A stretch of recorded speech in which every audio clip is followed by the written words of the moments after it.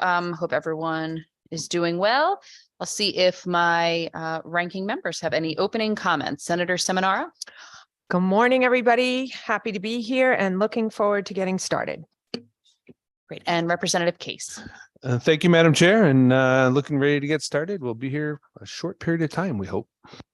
Wonderful. And Senator Lesser cannot be with us right now, but he gives his regards. All right. So jumping right in to number 3, vote to take final action. Do I have a motion for Senate Bill number 412, an act increasing Medicaid rates for complex care nursing services? So moved, Representative Dathan. Seconded, Rep. Hughes. Representative Case. Madam Chair, I'd like to start a consent calendar if I may. Yes, you may. Do we make need a motion to do that? All right. So Second. motion made by Representative Case, seconded by Representative Pizzuto. Go ahead. So if you'd like, we'd the first one was moved and seconded. We'd add that to the consent All right. along with 2 and 4. All right. So the motion is to put Senate Bill 412, Senate Bill 420, and House Bill 6776 onto the consent calendar. Any discussion? All right. Can you just go through the bills real quick and just give a 1 sentence? Sure. Members You are got it. secure. So Senate Bill 412, an act increasing Medicaid rates for complex care nursing services. This is a JFS to APROPS. And so we deleted language that would have equalized the rates between home care, complex nursing services, and such care at skilled nursing facilities. And so the proposal before you requires there be no differential in rate for home care, complex nursing services based on age. We had raised the rate for children. This would equalize that for the adults. Senate Bill 420, an act establishing a tax credit for employers who hire persons with disabilities. That's a JF to finance. The title is very self-explanatory. And then House Bill 6776, an act concerning a passive Medicaid redetermination process for certain aged, blind, or disabled recipients. That's a JFS to the floor. And it clarifies that DSS mandate to conduct passive Medicaid redetermination process for Husky C enrollees. This applies only if the agency has access to sufficient income and asset data to ensure they maintain eligibility in accordance with federal law. Any discussion? All right, seeing none. Will the Madam Clerk please take the roll on the consent calendar, which again includes Senate Bill 412, Senate Bill 420, and House Bill 6776. Roll call vote on items 1, 2, 4, SB 412, JFS to APROPS, SB 420, JF to Finance, and HB 6776, JFS to the floor. Gilchrist, Yes. Lesser, Seminara, Yes. Case, Gaston, Yes. Dathan, Yes. Mar, Yes. Butler, Rep. Butler votes yes. Cook, Comey, Exum, Exum votes yes. Fortier, Representative Fortier votes yes. Hughes, Rep. Hughes votes yes. Johnson, Kit, Representative Kitt votes yes. Leeper, Santiago, Santiago votes yes. Buckby, Ferraro, Mastro Francesco, Yes. Pizzuto, Yes. Paletta, Rep. Paletta votes yes. all set. Thank you, Madam Clerk. We're going to be holding the votes open until 11, at which time we will have a public hearing. There are folks with many different meetings today. All right, moving on to number 3 on the agenda, Senate Bill number 978, an act concerning expansion of the Covered Connecticut program. Do I have a motion? Rep. Hughes so moved. Is there a second? Second, Representative Dathan. Moved by Representative Hughes, seconded by Representative Dathan. This is a JF to APROPS. Any discussion? Representative Case. Thank you, Madam Chair. And I like the idea. But I think there's a lot of things that have to be looked at, and I think APROPS will be the ones to be looking at that, because when we are moving things from 200 to 300%, we are raising the level of the amount of people, and we're also raising the level, so they might not be available for certain services because of their ability to get the insurance. We have so many programs out there right now that are raising rates, raising wages. If we keep doing that, we're just going to have to keep moving this up, moving this up, moving this up. So how is this going to affect people actually getting services through you? Have you? The intent behind this policy is actually to expand, services for folks. And the thinking is that with the redetermination process and the end of the public health emergency, that expanding covered CT might actually protect some folks that would otherwise fall off. And I appreciate that, but there are some other bills that are going to be coming in front of us also, which raise the hourly rates and things, and that's actually going to bump people off of the services. So I just have a very cautious and concern on this because there are a lot of implications, and I know that not being on approps, but approps will be very comprehensive in looking into it, because DSS will have to make sure that not only with the wages that we're looking at and the increases throughout the catchment industry change, that this is also going to be a change. So there's a pendulum that we have to look at on both sides. So I just want to be cautious on it. That's all I'm saying. Thank you, Representative. Any other? Yes, Representative Master Francesco. Thank you. Thank you, Madam Chair. Just to follow up on what Representative Case did, would you be able to tell me what the program covers, or what are the eligibility requirements to be put in this program? So this program is a Medicaid waiver that layers Medicaid on top of the Affordable Care Act. It allows us to access federal subsidies twice, which actually saves the general fund. Families Uncovered Connecticut get a wider coverage network of Access Health Connecticut plans, but with no copays, no deductibles, dental and non-emergency medical. The population from 175 to 200% of poverty is particularly at risk, as I was mentioning, because of the unwinding. And so we can cover that same population and get a federal match to help us pay for it. Thank you for that clarification. So I guess certain qualifications for the program, is it a single person? Do they have to have children within the home with them? What is there any other qualifications they need to apply for besides the income level? Because I know some programs you qualify for them, but you need to have a minor in the house up to a certain age of 18 or whatever. Is this program? I don't believe so. No. Okay. And then and I think you mentioned, so it covers mostly healthcare. Does it cover dental as well? Yes, it covers dental and non-emergency medical. Okay. And we don't know obviously what the cost will be on here, which is concerning. Because in here, what it's going from 175% of the poverty level to 200%, and then does it jump again to 300% that I saw? And when would that happen for you, Madam Chair? So we've gotten different estimates. So you're right. Coming out of this committee, we would get a fiscal note, which would be helpful.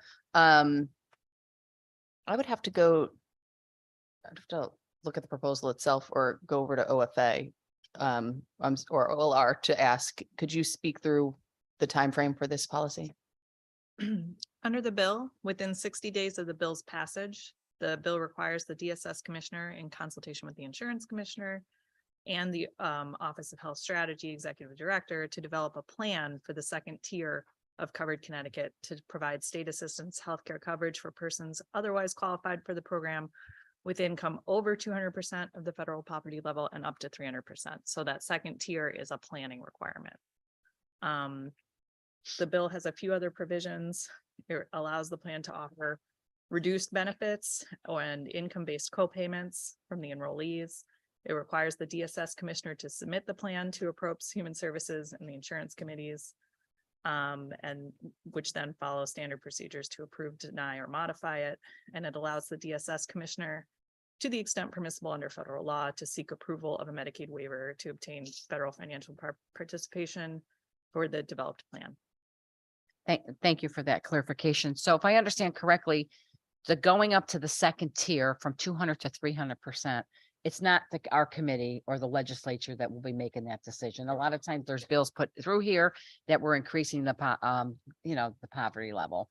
And we make those decisions. In this particular case, we will not be making that decision. Did I understand that correctly?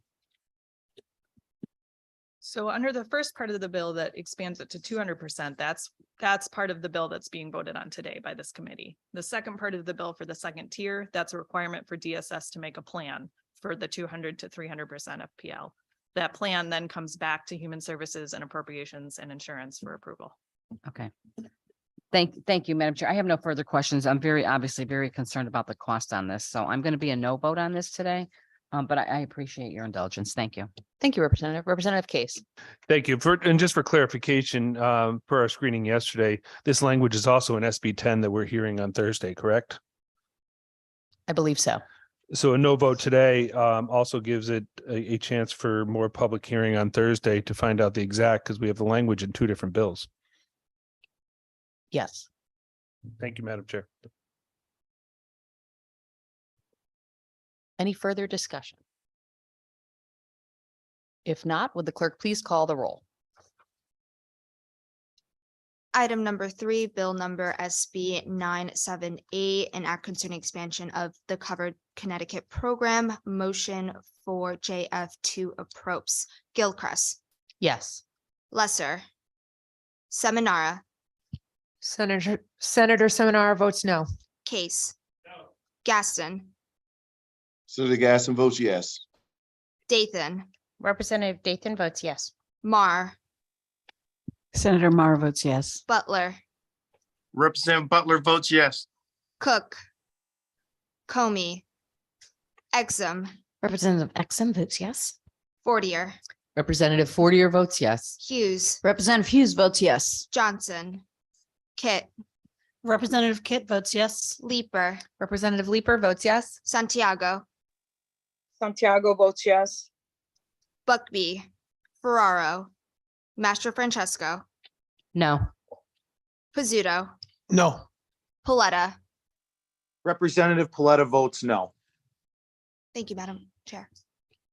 Thank you, Madam Clerk. And as a reminder, votes will be held open until 11. Next, moving on to section 4 of the agenda, proposed bill to be drafted as a committee bill.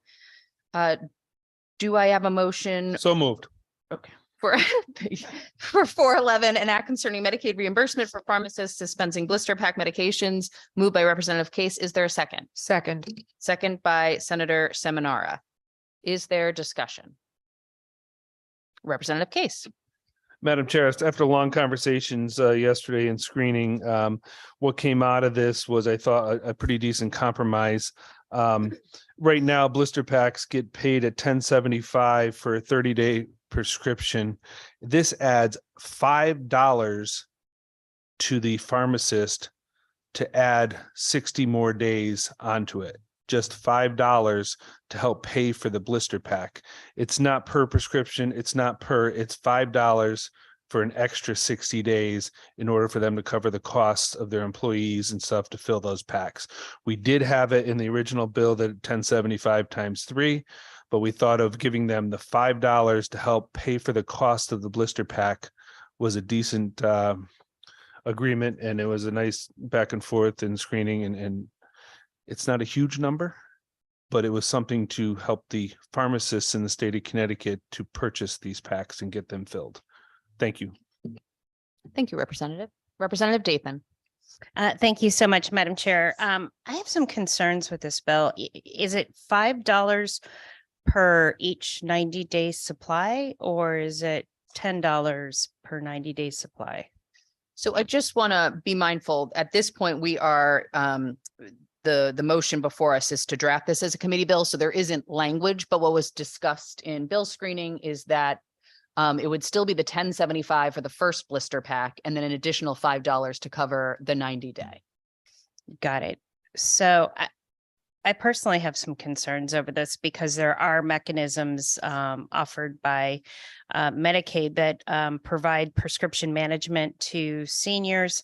Environmentally, extra rubbish that's going straight to our landfills. And I honestly don't think we, with all the priorities that we have in our committee, I just don't see that 10 or $5 per prescription makes a lot of sense. So I'm going to be a no vote today, and I would appreciate if we could do a roll call vote. Thank you, Representative. Representative Butler, followed by Senator Seminara.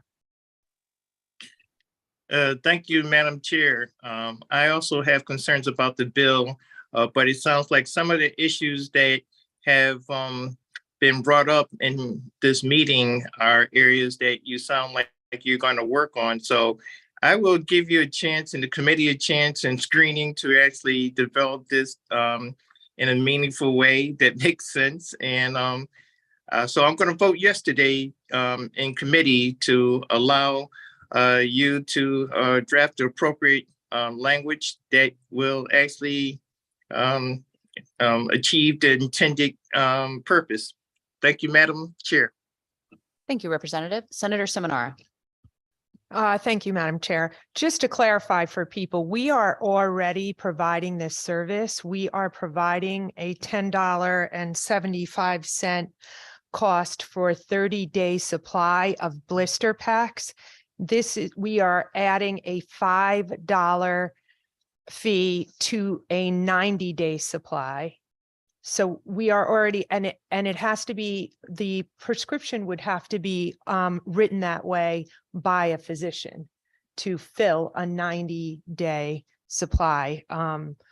So we're only adding $5, not $5 per prescription, $5 for the 90-day supply blister pack, which in quite honestly probably won't even cover the cost of the blister, making up the blister pack for 90 days.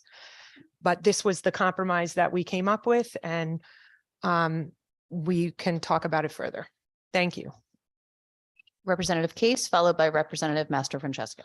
Thank you. And Lucy or Representative Dathan brought up a good point on the environmental, but what would be better, doing three blister packs and having 3 out there, which is already in statute, or adding the $5 to do 1 blister pack for the 90 days. So we are already doing it per state statute at the 1075. This is making it so we do 1 blister pack at 90 just for maintenance drugs. So what's happening right now, in order for them to get a 90-day, is they're doing 3 blister packs. So we were trying very hard, and we would love to have you at the table if you want to just talk about and see what we could do once we get a draft or work on the draft. And that's why we wanted to wait and get a vote to draft, because there were concerns on that. And you bring up a good point, but right now we're doing even worse because we're allowing the 1075. We're allowing a blister pack every 30 days. This will limit it to 1 blister pack for the 90 days, and it's less stuff going to our rubbish. So I would just, if we want to be in the conversation, I think that'd be a great thing, and changing the statute might be a different thing. Through you. Thank you. I will go to Representative Dathan. Thank you so much, Madam Chair, and thank you to the good ranking member on the House side. I appreciate that. My concern is it a mandate that all prescriptions have to be part of the blister pack? So there is still an opportunity for folks to be able to utilize the reusable medication management service that basically is a dispenser that helps elderly people remember their medication. And those are part of this sort of Medicaid plan. I will carry on. I'd like to carry on the conversation, and I will vote yes, but I do have some concerns, and I am going to be looking at this a little bit closer as we get closer to a final bill. Thank you, Madam Chair. Thank you. Representative Case. And not a debate, but we were talking about it. So when you look at a blister pack, it has to be prescribed by the doctor, and it's just for people who have trouble opening the bottle, and it's also to show that those prescriptions were taken, because in the blister pack, it shows the AM, the PM. So it shows that blister pack was open and those prescriptions were taken, and it's just for maintenance drugs.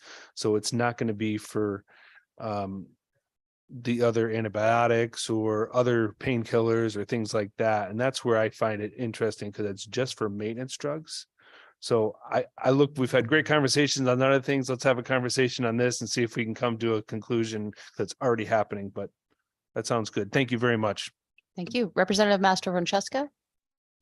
I'm all set, Madam Chair. Representative Case actually asked my question and made my point. I was thinking the same thing. Thank you. Thank you. Representative Leeper? Thanks, Madam Chair. I don't want to belabor this, but do we currently have a practice where physicians are incentivized to prescribe only at 30 days at a time to ensure this 1075 Medicaid reimbursement per 30-day subscription, or they're prescribing regardless and our pharmacists are getting the 1075 for a 90-day right now, and we are going to bump them up to 1575 for a 90-day? Am I understanding that correctly? So again, in our discussions, but the discussions have been that, yes, we would do the 30 days would remain 1075. And then if they were filling a 90-day, it would be an additional $5. And do we think for maintenance medications, our physicians are primarily prescribing 90 days? So we right now are only having to bear the cost of 1075 for 90 days. Why is this incorrect? Why are people shaking their heads no at me?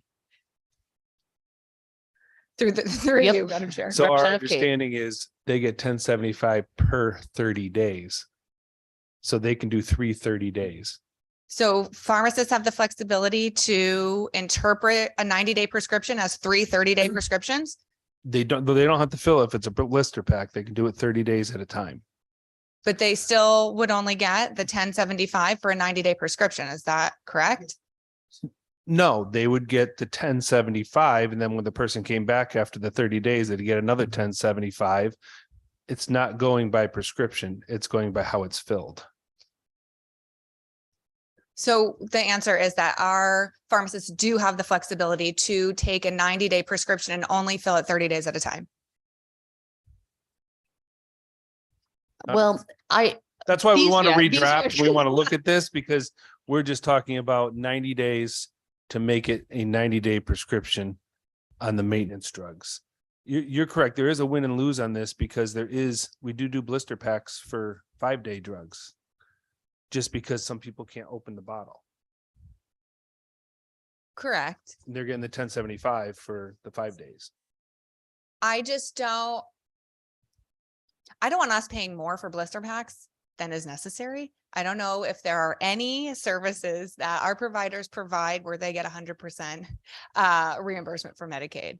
And it was surprising to me to learn that existing statute is 1075 per blister pack. That seems extremely expensive. I would love to know what the budget line item is for that expense. Well, for- if you look at blister pack, you could put 5 pills in there, and how many 30 days is going to take an employee to fill a blister pack for 30 days with 5 pills in each blister?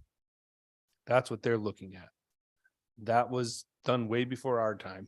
So that's why we asked for a chance to relook at this, redraft it, and bring consensus together. It was a great conversation in our meeting yesterday, because I think we were a little confused too. So we are looking for clarification and making sure that everybody's held whole and we're doing it the right way. That's all. And your questions are perfectly, and we can bring that back and have Marie draft it the right way and make sure we can save some money. All right, so I look forward to getting to the bottom of some of these questions, because the proposal, my understanding is potentially a 50% increase for 90-day prescriptions from what we're currently paying. So that's sort of the root of my question. Thank you so much, Madam Chair. thank you, Representative Leeper. And yes, we will bring these concerns back and have a fuller discussion in screening as we draft this bill. Representative Santiago. Thank you, Madam Chair. I think my concern more is with, I support the concept, but my concern more is with changing the statute. So does that mean that in order to change the statute, do we get a waiver from CMS? Has anybody talked to CMS or talked to the pharmacy division of CMS? It looks like the formularies are being changed by the state when it's really the pharmacy division at CMS that sets the prices for these medications. So has anybody talked to anybody from CMS? Maybe it's already been done and I don't know. We have not, so that's another concern or issue. Thank you for raising it that we'll bring back and discuss in bill screening. Okay, great. I appreciate that because to change formularies for Medicaid, those are a lot of decisions that are made at the federal level through CMS. And that's what I'm more concerned with, if instead of $5 here, $10 here, and do we have to do a waiver in order to change this? Or is it more practical to get rid of the blister packs and have people get their regular medication through regular pills, loose pills? But yeah, I think that's a conversation we really need to touch base with CMS. Thanks. I agree, and we will. Thank you so much, Representative. Any Representative Master Francesco? Thank you. Thank you, Madam Chair. So this bill is just a draft, right? We don't have any language yet. And I'm certainly interested in hearing it. And I'm always obviously cost conscious. I mean, it seems to me on the surface that it possibly would save the state money. Because as Representative Case said, that you're fulfilling a prescription every 5 days and getting the $10. It's more of an incentive, if I understand, maybe to encourage the pharmacist, do a 90-day pack instead of every 5 days or 10 days, and you'll get it, and you'll get the extra $5, which in the end, it may end up saving money. But just a brief comment. This bill, this committee spends millions of dollars of taxpayer dollars on Medicaid. We just voted to pay health care for illegal immigrants.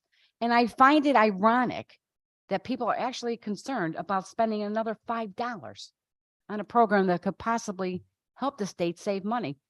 If you look at all the bills that come through and how much money people are spending, then no problem. People, yeah, let's spend it.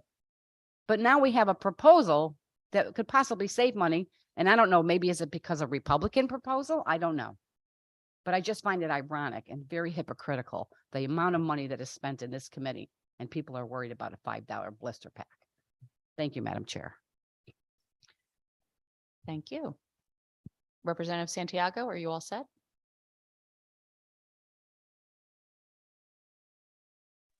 Yes, my concern again is if we are changing the formularies for medication for Medicare patients, then we need to see what is happening at the federal level, again, with CMS. Has nothing to do with, again, the price of the prescriptions. I just want to make sure we're doing what we're supposed to be doing. And I haven't heard anything about getting, if we're going to change the statute, has a waiver or something been submitted to CMS in order to do that. Medications, again, through CMS, through Medicaid, are controlled and reviewed and changed through the pharmacy division at CMS. That's who makes those decisions. But that's all I'm worried about. If we're going to make a change, then I want to know if CMS was contacted and maybe looking at the best way in order to spend this money. And I'm sure that we have made a lot of decisions on this committee that affects people's lives, but I just want to make sure that we're doing it the right way. Thank you. Thank you, Madam Chair. Thank you. We do have a response from OLR, so I'm going to go over to them. So our understanding of this concept is that it concerns the dispensing fee for the prescription and not the price of the drug itself. So as such, what it's contemplating is essentially a Medicaid rate, which would require a state plan amendment like any other Medicaid rate, but is unlikely to require a waiver. Thank you. Representative Leeper, followed by Representative Pizzuto. I'll just say that I think putting into question us trying to understand the full scope of cost and our integrity in asking these questions is somewhat objectionable. And it is true, we spend hundreds of millions of dollars on Medicaid. So understanding how we're allocating those precious dollars to best serve all Connecticut residents is our job on this committee. And the root of my question was whether or not pharmacists have the flexibility to interpret prescriptions written by physicians in how they dispense them. I don't think that was an unreasonable question. So thank you, Madam Chair. Thank you, Representative. Representative Pizzuto. Thank you, Madam Chair. There may be a correlation with many state and government municipal workers are often asked to use only 90-day supplies. For instance, you may pay a $5 copay for a statin drug for 30 days. And then you find out you can get 90 days for the same $5. So it saves the individual money. So there's a correlation there. And also, I think the little I know, Representative, is that pharmacists would call the doctor's office. They would, first of all, the doctor has to write or okay a 90-day prescription. And they can't just say, okay, instead of taking 30, take 90, but let me make a call on your behalf. I've experienced that myself. So I think there's a win-win in here. And I think that, if you can save on your copay as an individual, save the state or the federal money to the other representative, I think that's a win-win, but let's see where it goes from here. Thank you. Thank you. Any further discussion? If not, would the clerk please call the roll?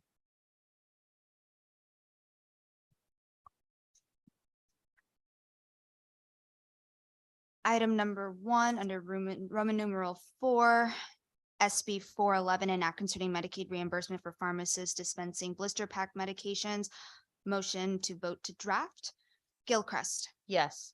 Lesser, Seminara, Senator Seminara votes yes. Case, Case, yes. Gaston, Yes. Dathan, Representative Dathan votes yes. Mar, Senator Mar votes yes. Butler, Representative Butler votes yes. Cook, Comey, Exum, Representative Exum votes yes. Fortier, Representative Fortier votes yes. Hughes, Yes. Johnson, Kit, Representative Kit votes yes. Leeper, Representative Leeper votes yes. Santiago, Santiago votes yes. Buckby, Ferraro, Mastro Francesco, Yes. Pizzuto, Yes. Paletta. Paletta votes yes. Thank you, Madam Chair. Thank you, Madam Clerk. The votes will be held open until 11. We have a public hearing starting at 11 here in 2B, and we are in recess. Thank you all for your time.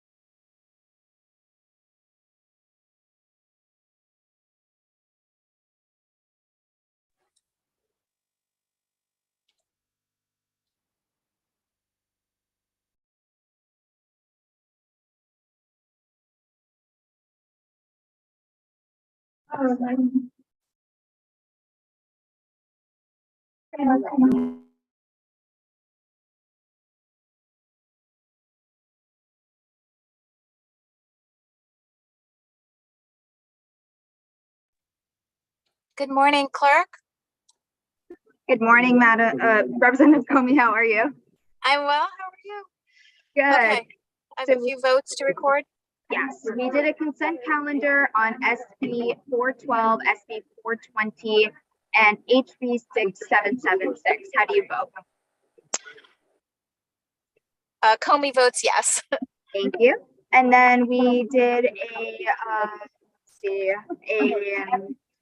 SB 978, an act concerning expansion of the Cover Connecticut program, JF2 approach.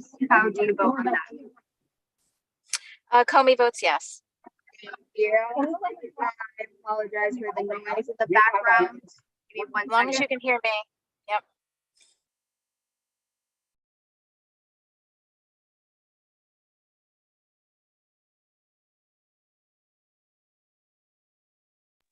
And then lastly, SB 411, an act concerning Medicaid reimbursement for pharmacists dispensing blister pack medications. This is a vote to draft. How do you vote? Comey votes yes. Thank you so much. All right, you are all set. We'll see you at 11 for the public hearing. Thanks. Thank you.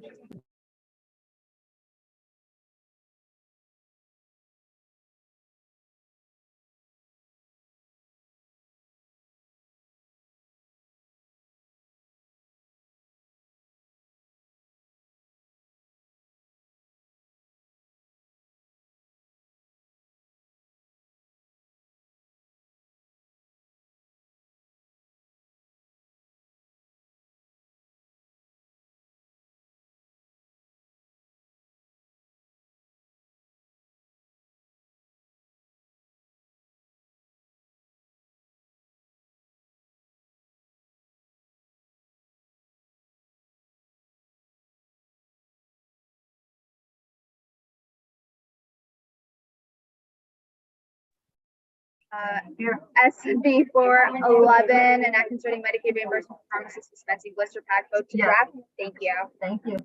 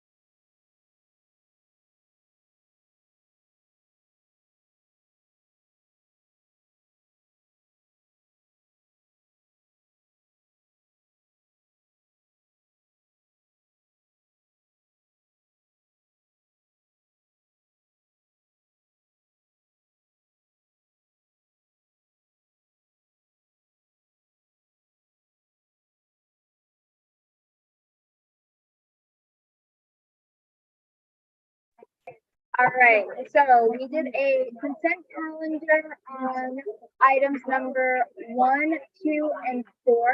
Okay. How do you vote? Yeah. Awesome. Thank you. And then, Oh, do we have to be on camera? yeah. Okay, yes. SB 978, an activity expansion of the covered program. How do you vote?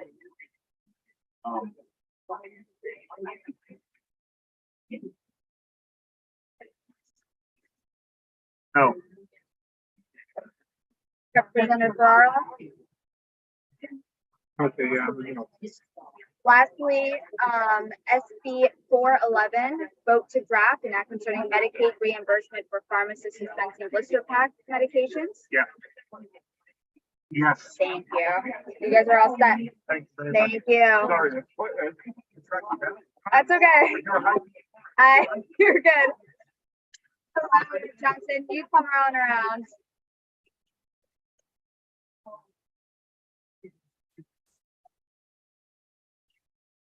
Okay. We did a consent calendar on items 1, 2, and 4. Thank you. And then we did a act concerning expansion of the covered CT program. How do you vote? Covered CT program. Hearing a blank. Oh, What is covered? it's the program that off the top of my head, I can't. I'm having a blank too.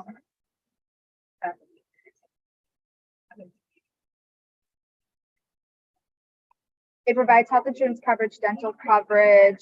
It was created by the state, administered by DSS. For eligible enrolled in covered CT, they pay a portion of the premiums directly to insurance companies. So how do you vote? Thank you. And last but not least, vote to draft on SB 411 and act concerning Medicaid reimbursement for pharmacists dispensing blister packs. Thank you so much.